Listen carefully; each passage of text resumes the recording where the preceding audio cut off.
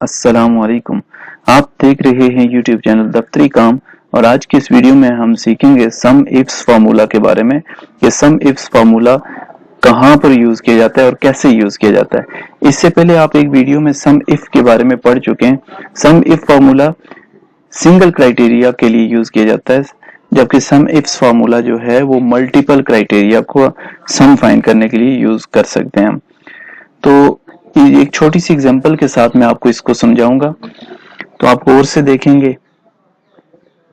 मैंने यहाँ पर एक डेटा लिया हुआ है जिसमें नेम है, रीजन है, प्रोविंस है और सेल है कि हम अब हमने यहाँ पर ये चेक करना है कि रीजन हमारे पास लाहौर हो और प्रोविंस पंजाब हो तो उसमें कितनी सेल है।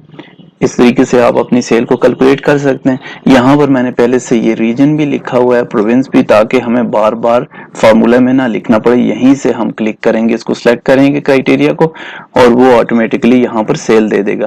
तो देखें, इक्वल प्लस करते हैं, सम ifs,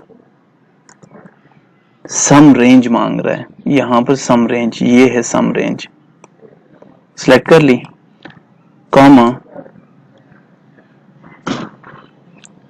criteria range one, criteria range one region है, ये कर लिया, कॉमा आगे कह रहा है क्राइटेरिया वन। इस क्राइटेरिया रेंज में से क्या चीज हम फाइंड करना चाह रहे हैं वो मैं पहले से लिख के रखी हुई है मैंने।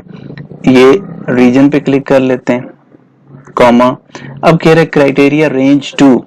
रेंज टू हमारे पास ये है प्रोविंस वाला कॉलम, कॉमा क्राइटेरिया टू के प्रोविंस में किस प्रोविंस से बिलोंग करे, तो वो मैंने ये लिखा हुआ है पंजाब।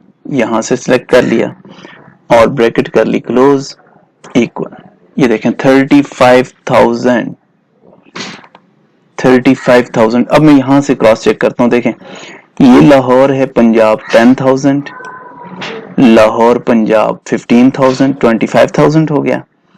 फिर आ गया लाहौर पंजाब 10,000, 35,000। तो ये हमारे पास इस रीजन की आ गई। लाहौर रीजन है और प्रोविंस क्या है, पंजाब है, तो ये इसकी टोटल सेल 35,000।